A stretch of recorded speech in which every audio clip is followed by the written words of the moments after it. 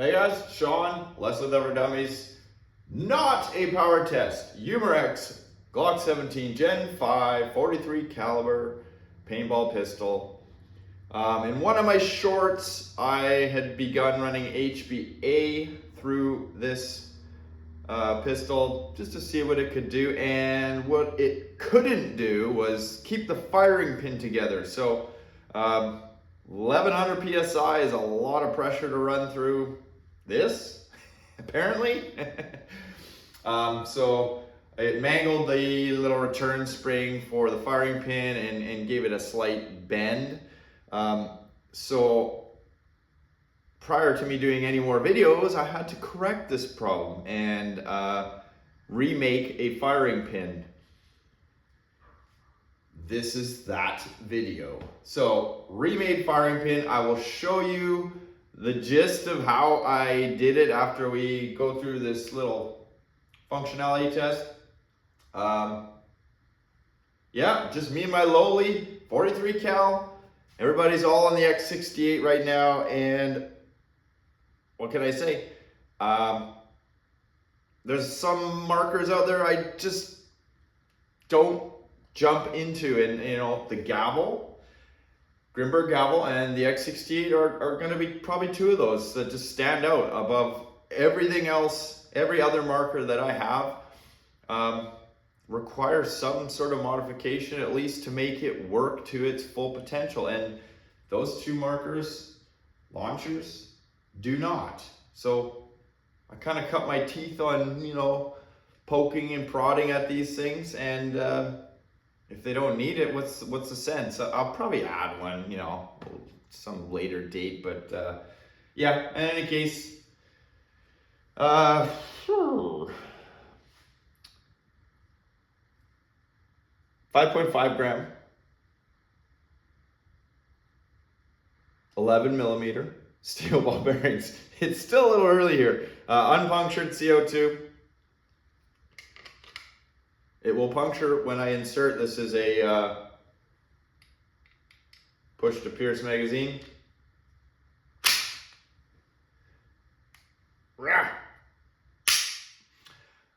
I still have a couple of issues with this firing pin. Obviously, I have test fired it before. I'm showing you guys, but whether I'm going to change them or not, I'll explain to you once I put it on the table, show you what I've done, and hang on till the end of the video, because HPA is what made this fail.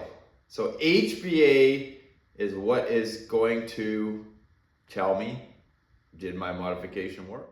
I'll chrono at least one.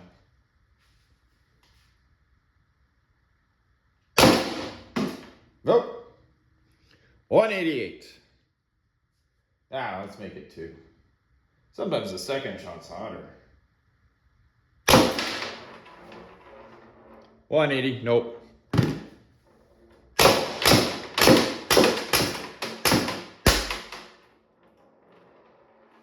Where'd that little bugger go? Second magazine, same CO2.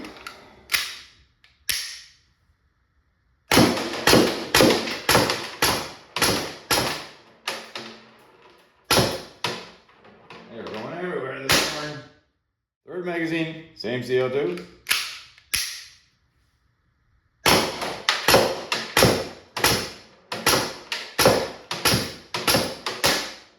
Fourth magazine, same CO2.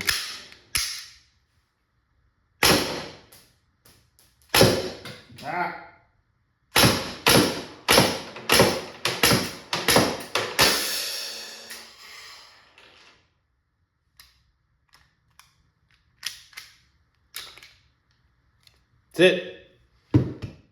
Let's just put it on the table. I'll show you what I've done. The firing pin is one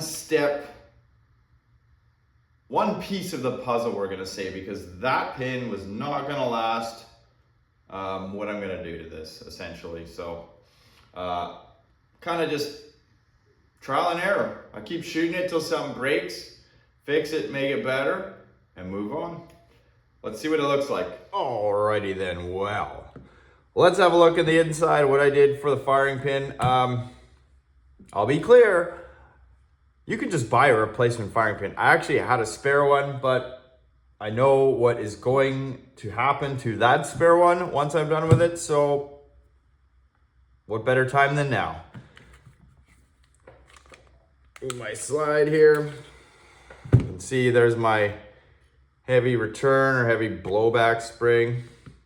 I also have a heavy hammer spring in here, but I have begun to realize it isn't really a necessity.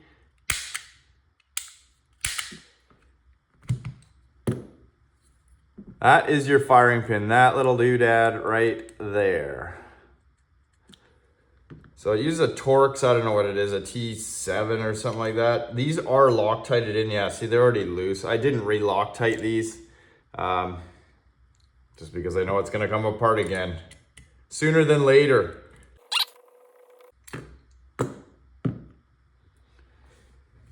Let's see here, I got a firing pin in here somewhere.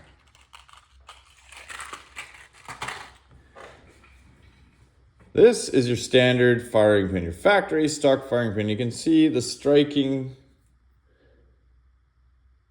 point is very small, and the pin just gradually gets thinner and thinner and thinner. It's step down. And now we'll compare it to this one. Much larger, less chance of bending. So how I did that, I'll just pull this O-ring off. So, well, let's start with the pin. I used a 3mm by 25mm grooved clevis pin.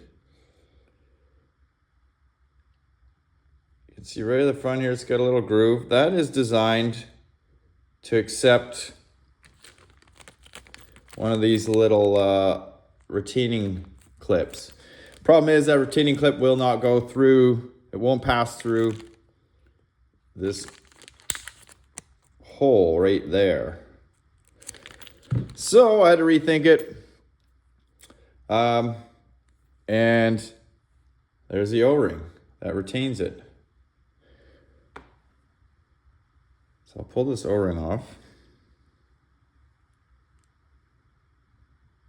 This urethane O-ring is from an FSC from the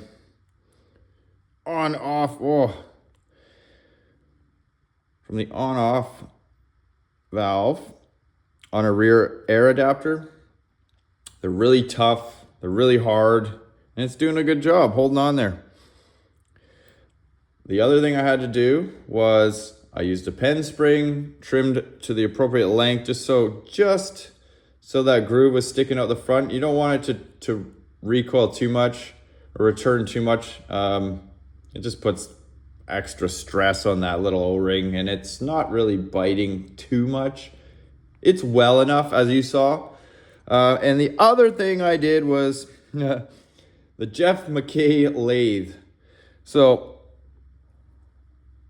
I didn't have to cut this pin or anything, but that is coming. I put this in my cordless drill. I spun it on high speed and just put this on a file and spun it down until the head was smaller. You can see I didn't do the best job, but this is just early prototyping. That way it can fit, well, here, let's do it this way. It can fit inside there like the factory pin. So you can see how it goes right inside there. And then here's the factory pin. Factory pin has this longer bit on the end here that helps keep it centered, I guess you could say. So the factory pin sticks out about that much. With my pin, I'm counting on the spring to keep this centered. You can see once it's in there, the spring takes up a lot of that free play. There are two other important things that I did, which makes this not very user-friendly kind of mod. This is like like I said, I'm making steps towards something else. So I have begun to poke holes in this. I had to drill this front piece out 3 millimeters because this new clevis pin that I'm reusing is 3 millimeters. The original factory pin, that is only 2 millimeters, and at the tip here it's probably 1.5. The other hole I had to drill in it, I did not want to do it, but I had to. And at this point, this is gonna be my bastard child. That hole there where your pin, so let's put this back together briefly. So I got my pen spring on there, got my firing pin on there. Just push it through, and then, oh, don't forget your CO2 seal, your blowback seal. Goes on there like that. And then it just pushes this O-ring on. There we go. Just like that. So the way this is oriented in your pistol is like this. And if you can see, yeah, you can see how that pin has to pass through there. Well, the O-ring that I'm using is a little bit larger. So if I didn't drill that hole out, it won't pass through. It ends up binding this pin up, and then it just blows all the air out.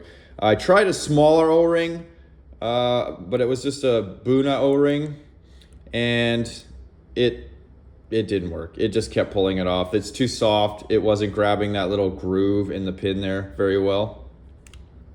The biggest issue with this right now is I've done what I said I wasn't going to do. This pin in its resting state, well, let's put it back together here quickly.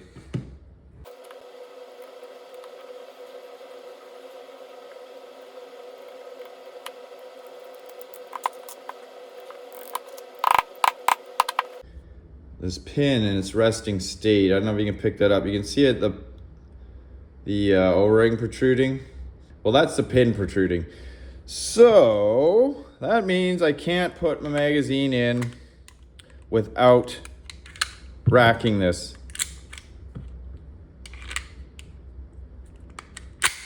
I said I wasn't gonna do it, and I may change that, but at this point, that pin is much stronger. That is a stainless steel clevis pin. I'm not really afraid of snapping it off like I was the original, this little rinky-dink pin.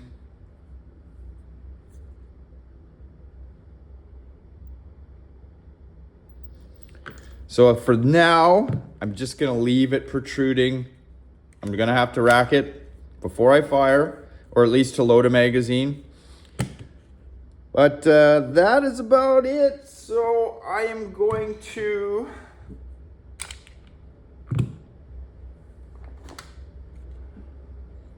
run HPA. We're gonna test this pin to failure. So this was that contraption I cobbled together. Yeah, it's not pretty, but it works. So I tapped 1/4 inch MPT there, ran a short brass pipe, a reducer, and then a little braided hose and a degasser here, a little on off. We're gonna see what this does. Let me find my tank. Oh yeah, here we go. 1100 PSI, there is 2,000 left in there, so plenty. I will be shooting the same 5.5 gram steel ball bearings. All right, here goes nothing. Ball bearings loaded up.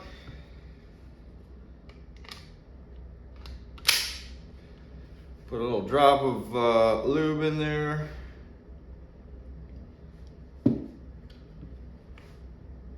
Screw my tank in.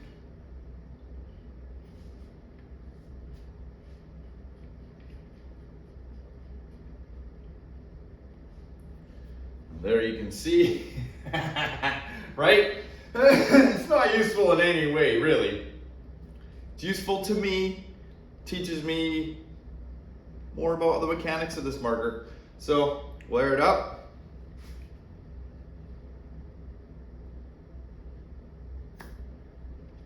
She popped. See what she does. Will the firing pins stay together? That's what I want to know.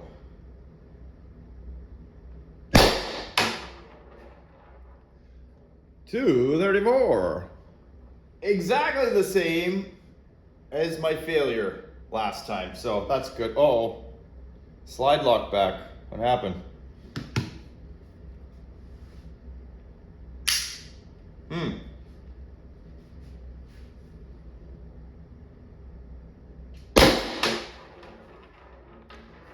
.232. Just a minor hiccup, I guess. I get those sometimes.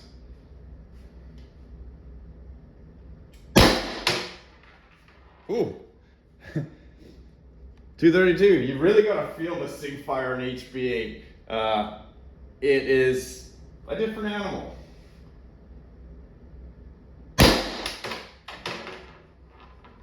.232. And consistent. Well, yeah, enough with the chrono. Let's torture test this thing. Uh-oh.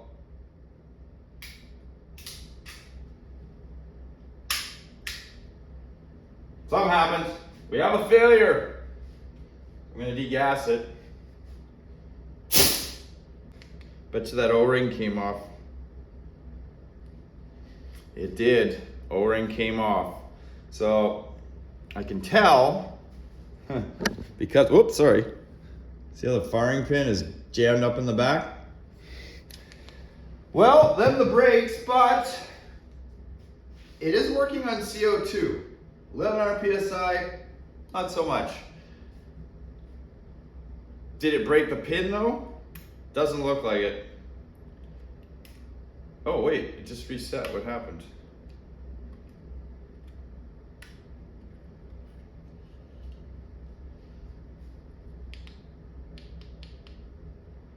No, O-ring's gone. I can see it right there.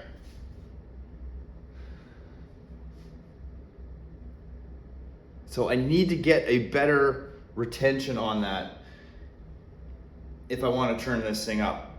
Granted, I won't be using HPA to turn this up more. You saw there, it's just not a viable option. If you're plinking in your garage like I am, sure, why not? But the next step is that valve stem. And maybe I'll just leave this pin as it is for now because it is working until I get the valve stem sorted and see how it behaves with that. And in the meantime, I will search for, you know, a more secure solution for that pin. Okay guys, that's all I got. Oh, you know what? It's not. Well, I know you guys are asking, everybody wants to see the N2 video. That is next, I promise. There were some minor hiccups. It's not what it seems.